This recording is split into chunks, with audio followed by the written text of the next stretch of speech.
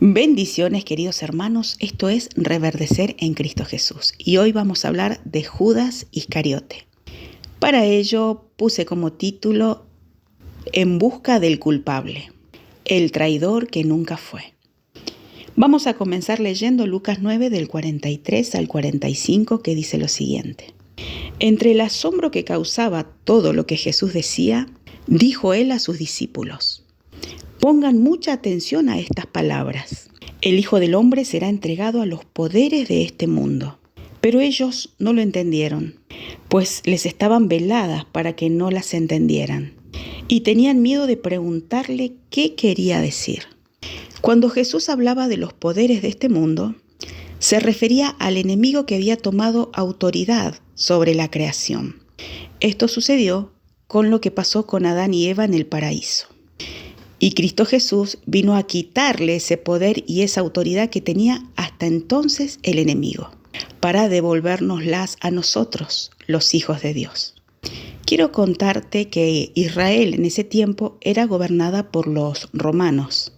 Junto con ellos estaban los sumos sacerdotes de Jerusalén. Los sacerdotes se unían con los romanos para mantener su estabilidad y así conservar su poder. Los romanos le tenían miedo a una revolución por el constante maltrato que ellos ejercían sobre los judíos. Para los romanos era importante que la política y la religión estuvieran en cierta forma unidos. Si estas dos fuerzas se unían, el pueblo estaría controlado. El gobierno ejercía autoritarismo y la religión ejercía culpa. Y esa era la manera perfecta de controlar y manejar a las masas.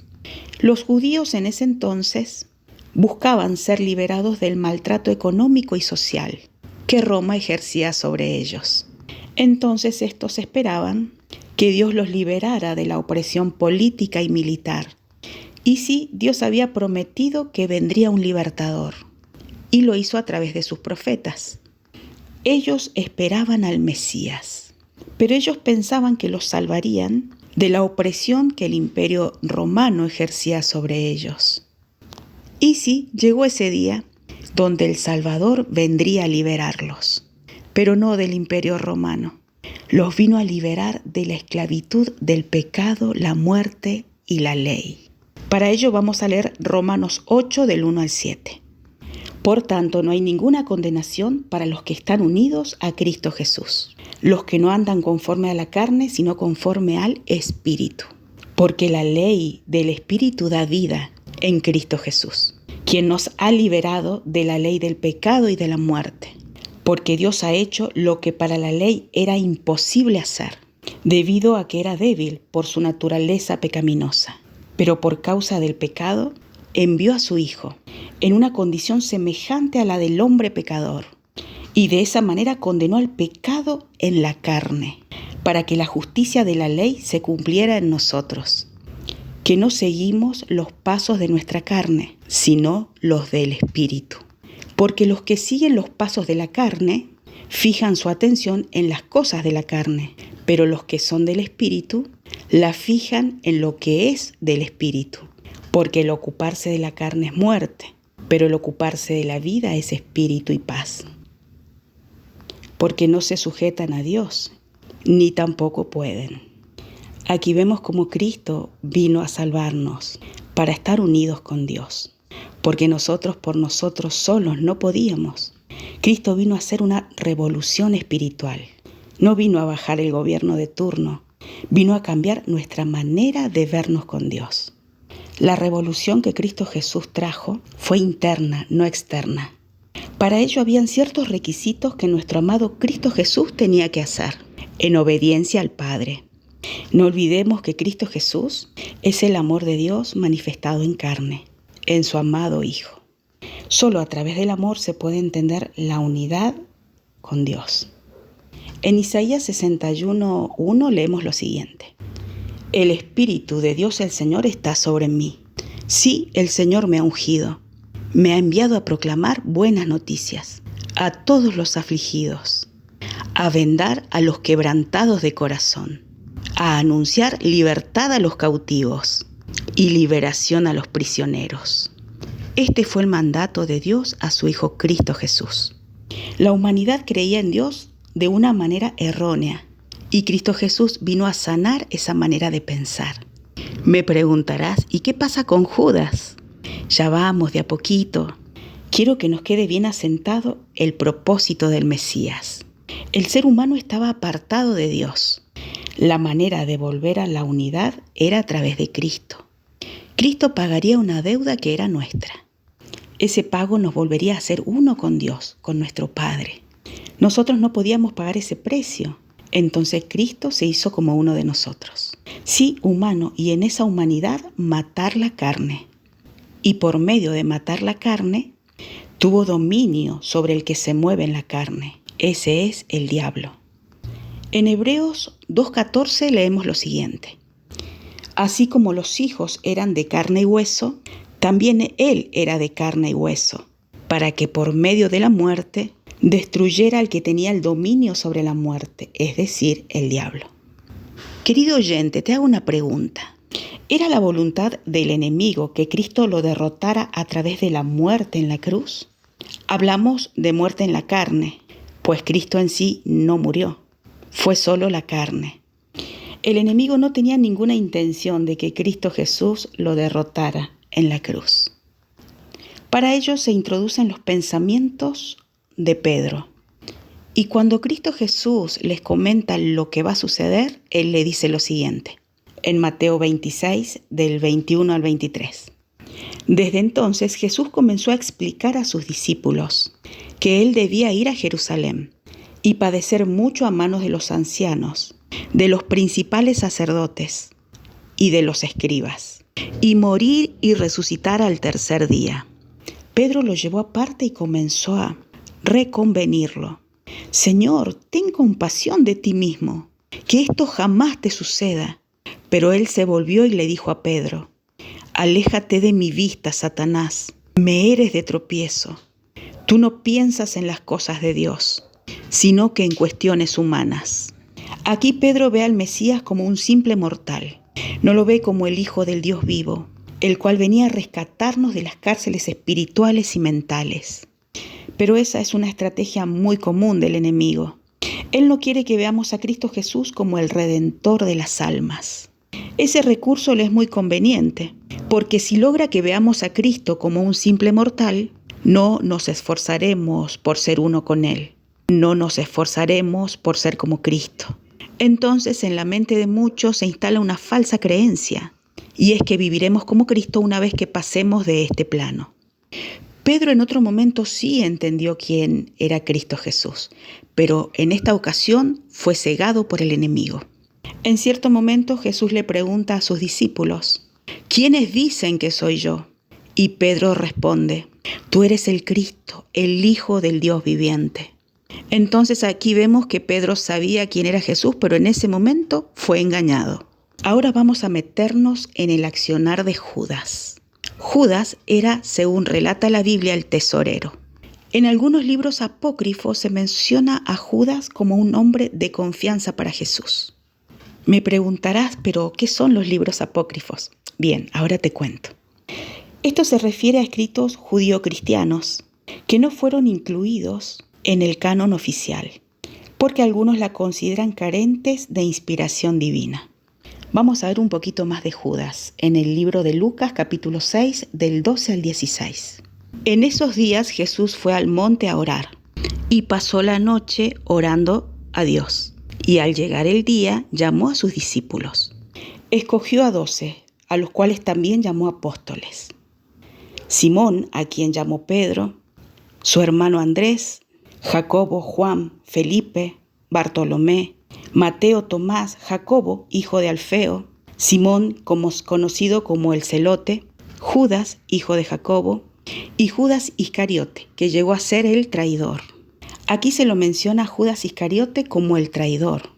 No olvidemos que en Lucas 18:34 relata que ellos no comprendieron todas estas cosas. No entendían lo que el maestro de maestros les decía con respecto a la crucifixión. Queridos oyentes, nuestro amado Cristo Jesús vino a cumplir un propósito: morir en la cruz para darnos vida. En Colosenses 2, del 13 al 15, dice lo siguiente: Antes ustedes estaban muertos en sus pecados. Aún no se habían despojado de su naturaleza pecaminosa.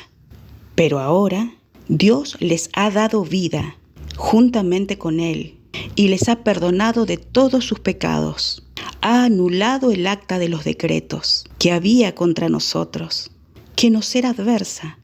La quitó del medio y la clavó en la cruz. Desarmó además a los poderes y las potestades y los exhibió públicamente al triunfar sobre ellos en la cruz.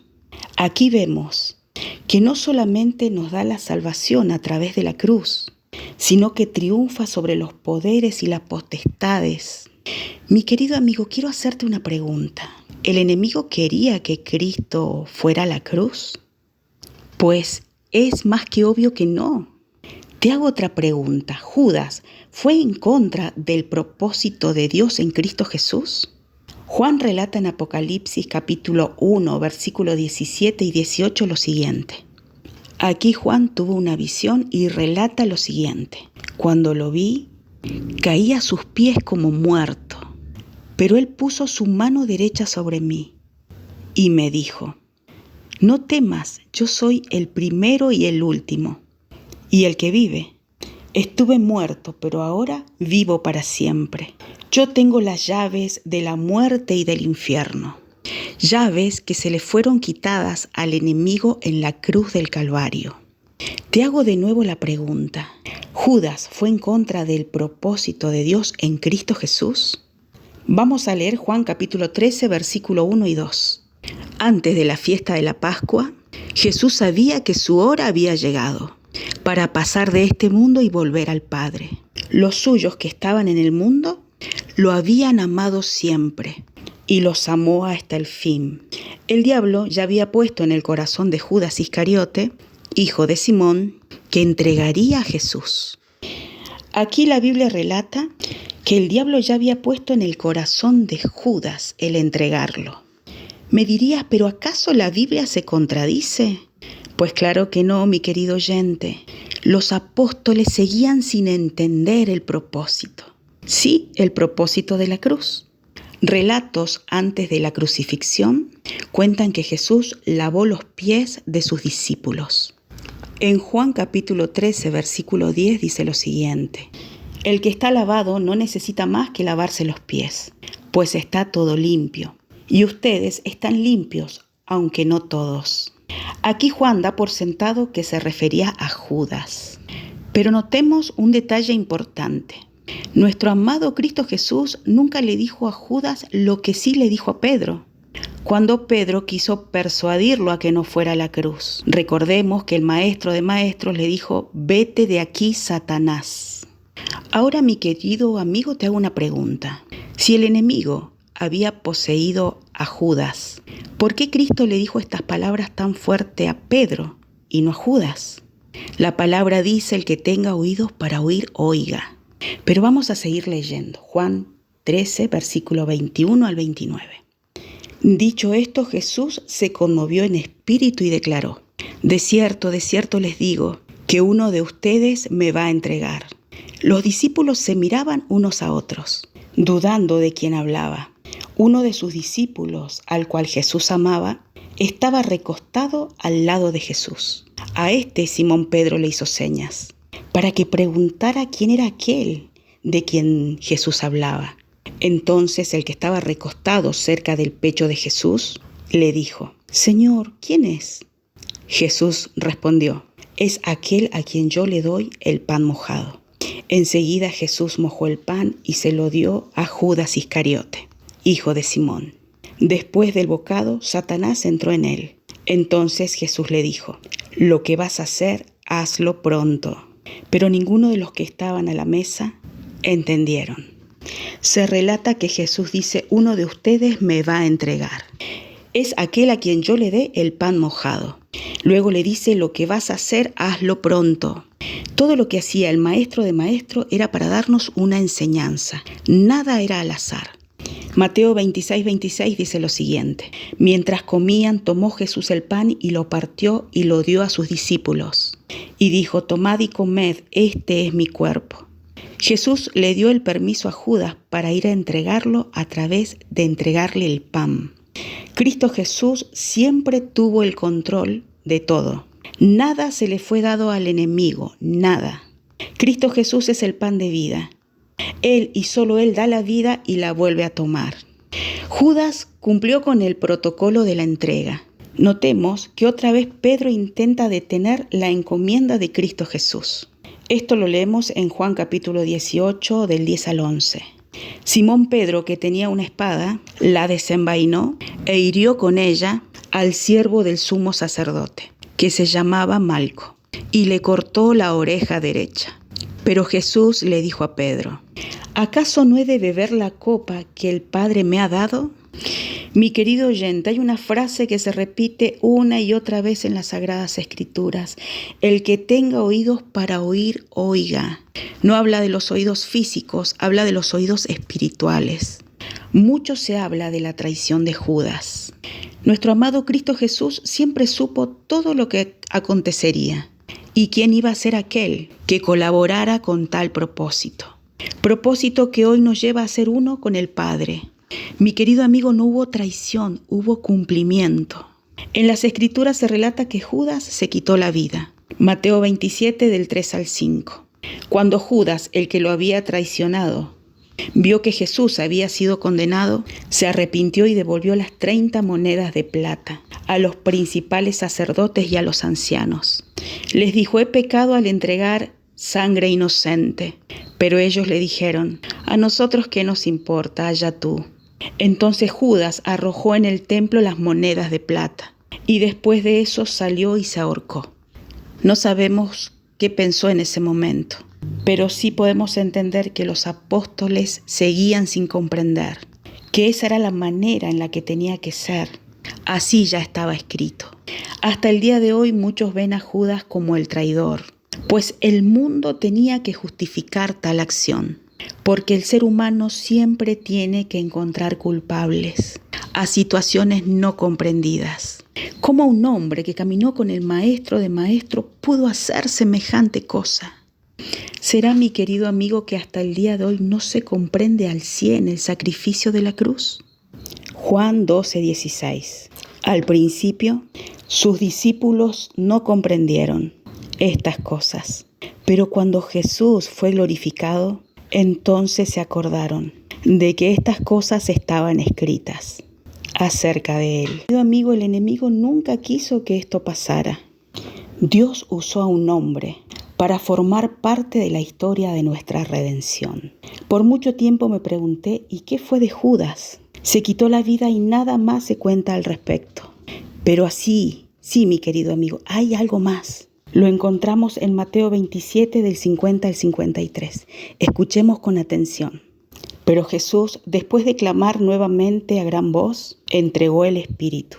En ese momento el velo del templo se rasgó en dos, de arriba a abajo. La tierra tembló, las rocas se partieron, los sepulcros se abrieron y muchos cuerpos de los santos que ya habían muerto volvieron a vivir. Después de la resurrección de Jesús, estos cuerpos salieron de sus sepulcros y fueron a la ciudad santa, donde se le aparecieron a muchos. Mi querido amigo, muchos resucitaron en aquel día. Eso dicen las Sagradas Escrituras. Si Judas Iscariote fue uno de ellos, aquí no lo especifica. En el libro de Lamentaciones 3, 22 y 23 dice lo siguiente: por la misericordia del Señor no hemos sido consumidos. Nunca su misericordia se ha agotado. Grande es su fidelidad y cada mañana se renueva. Mi querido amigo, no tengo dudas de este pasaje de las Sagradas Escrituras. Tampoco tengo dudas que esto se aplicó en la vida de Judas, un hombre que hasta el día de hoy ha sido mal entendido.